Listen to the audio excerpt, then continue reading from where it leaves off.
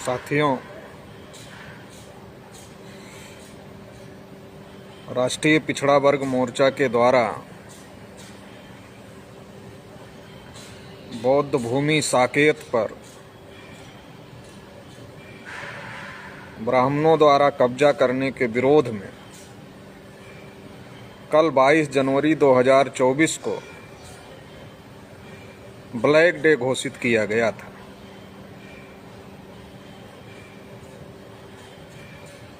देश भर में SC, ST, OBC और माइनॉरिटी के लोगों ने बड़े पैमाने पर राष्ट्रीय पिछड़ा वर्ग मोर्चा के इस आह्वान का समर्थन किया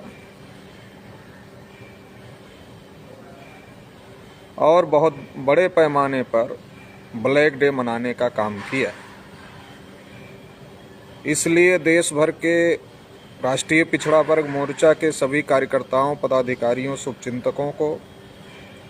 इसके अलावा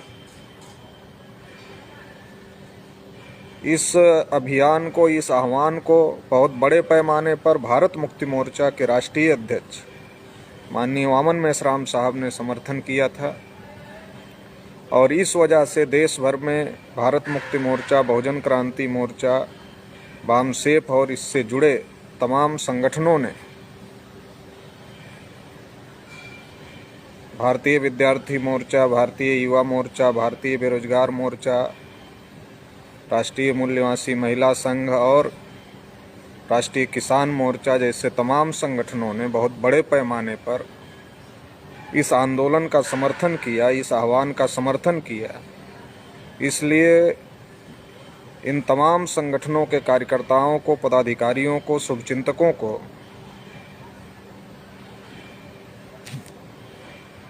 एवं इसके साथ ही साथ इस आह्वान पर देश भर से जिन लोगों ने भी काला दिवस का समर्थन किया, उन सभी को राष्ट्रीय पिछड़ा वर्ग मोर्चा की तरफ से हम आभार व्यक्त करते हैं, धन्यवाद देते हैं और इस आंदोलन की सफलता के लिए उन्हें बधाई भी देते हैं। इस आंदोलन को लेकर के RSS BJP के लोग बहुत ज़्यादा डरे हुए थे। इस आह्वान से RSS BJP के लोग इतना घबराए हुए थे कि देश भर में कई स्थानों पर राष्ट्रीय पिछड़ा वर्ग मोर्चा, भारत मुक्ति मोर्चा और इनसे जुड़े संगठनों के कार्यकर्ताओं को ज़बरदस्ती डिटेन करने का काम, थाने में बिठाने का काम या फिर उनके ऊपर फर्जी मुकदमे लिखने का काम भी किया गया। पुलिस प्रशासन द्वारा RSS के इशारे पर जो इस प्रकार की कार्यवाही की गई, जो कि संविधान और लोकतंत्र के विरोध में है, तो इस प्रकार की कार्यवाहियों का राष्ट्रीय पिछड़ा वर्ग मोर्चा की तरफ से हम लोग कड़ी निंदा करते हैं।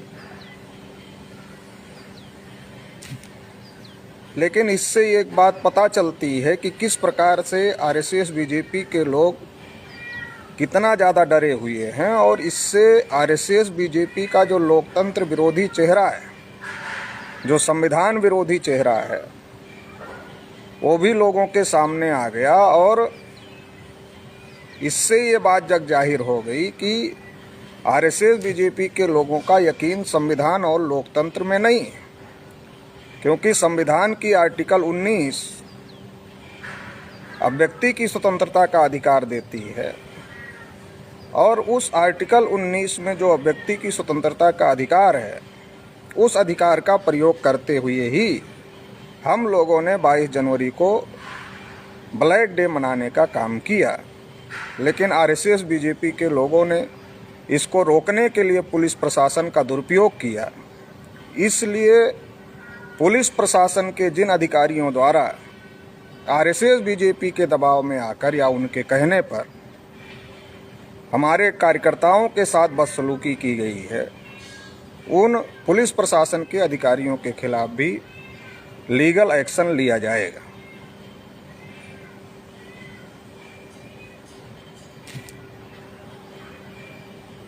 कार्यक्रम पूरी तरीके से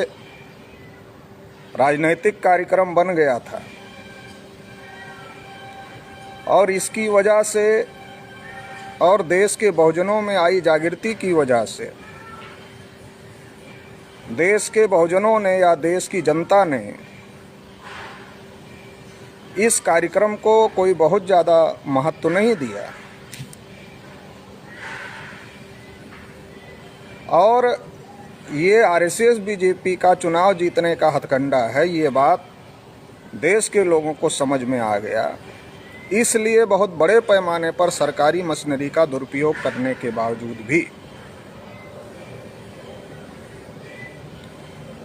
जनता का साथ सहयोग आरएसएस बीजेपी के लोगों को नहीं मिला। इससे ये बात प्रमाणित होती है कि देश में अब जनता अपने वास्तविक मुद्दों को लेकर जागृत हो चुकी है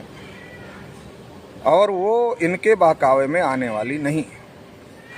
देश में ओबीसी, एससी, एसटी के लोग भी इस बात को समझ चुके हैं कि धर्म की आड़ में हम लोगों के हक अधिकारों को खत्म करने का षड्यंत्र आरएसएस बीजेपी के लोग कर रहे हैं। ये किसी भी समस्या का समाधान नहीं करना चाहते, बल्कि धर्म के नाम पर हम लोगों को हिंदू बनाकर हिंदू के नाम पर केवल वोट लूटना चाहते हैं। ये षड्यंत्र लोगों को समझ में आने की वजह से इतना मीडिया में पब्लिसिटी करने के बावजूद, इतना सरकारी मशीनरी का दुरुपयोग करने के बावजूद भी जनता का समर्थन आरएसएस बीजेपी के लोगों को इस कार्यक्रम के लिए नहीं मिल पाया। तो इसलिए देश भर में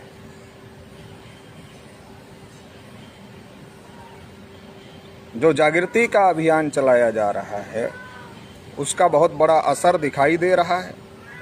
इसलिए आगे भी हम लोग इस जागृति के अभियान को जारी रखेंगे और देश में जिस प्रकार की धोखेबाजी खास तौर से पिछड़े वर्गों के साथ की जा रही है, इस धोखेबाजी का पर्दाफाश आगे भी हम लोग करते रहेंगे और अपने हक अधिकार की लड़ाई के लिए हम लोग हमेशा संघर्ष करेंगे। और जो हमारी गौरवशाली विरासत है तथागत बुद्ध की, सम्राट अशोक की, राजा प्रसेनजित की और हमारे तमाम महापुरुषों की जो गौरवशाली विरासत है, उस गौरवशाली विरासत को बचाने के लिए हम लोगों का संघर्ष निरंतर जारी रहेगा। आप सभी लोग इस संघर्ष में शामिल हुए, इसके लिए आप सभी को पुनः बहुत बहुत आभार, धन्यवाद। और आगे भी राष्ट्रीय पिछड़ा वर्ग मोर्चा के द्वारा जो आंदोलन घोषित किया जाएगा उसमें आप लोग सहयोग करेंगे, ऐसी अपेक्षा है। अभी भारत मुक्ति मोर्चा के द्वारा 31 जनवरी को चुनाव आयोग के हेडक्वार्टर दिल्ली में ईवीएम के खिलाफ महामोर्चा ले जाने का ऐलान माननीय वामन मेश्राम साहब ने किया हुआ है। तो उस महामोर्चे की तैयारी भी पूरे देश भर में बड़े पैमाने पर चल रही है। आज इस मौके पर राष्ट्रीय पिछड़ा वर्ग मोर्चा की तरफ से हमें आह्वान करना चाहते हैं। राष्ट्रीय पिछड़ा वर्ग मोर्चा के सभी कार्यकर्ताओं, पदाधिकारियों, शुभचिंतकों को भी आह्वान करना चाहते हैं कि 31 जनवरी को बड़ी से बड़ी संख्या में दिल्ली पहुँचें, ताकि जो लोकतंत्र बचाने की लड़ाई है, जो संविधान बचाने की लड़ाई है, उस लड़ाई को जीता जा सके। ईवीएम की वजह से देश में लोकतंत्र खतरे में है और इसलिए तानाशाही पैदा हो गई है। जिस प्रकार की तानाशाही अभी आरएसएस बीजेपी के द्वारा चलाई जा रही है, उस तानाशाही का मूल कारण, मूल जड़ ईवीएम है।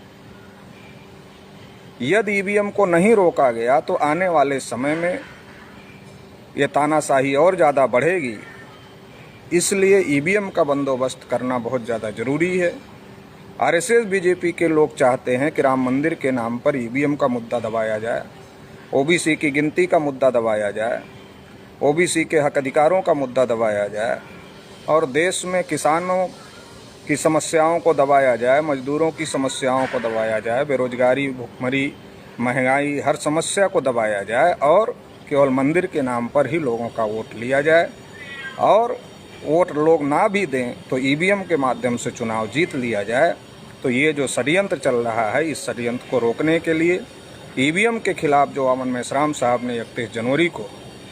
दिल्ली में आंदोलन बुलाया है, उस आंदोलन में बड़ी ताकत के साथ में ज़्यादा से ज़्यादा संख्या में शामिल होना चाहिए। आप सभी लोग 31 जनवरी का जो आंदोलन है ईवीएम के खिलाफ, उसमें बड़ी संख्या में शामिल होंगे, ऐसी आशा और अपेक्षा है। आप सभी को पुनः 22 जनवरी के आह्वान की सफलता के लिए हार्दिक बधाई, आभार, धन्यवाद। जय मुरली।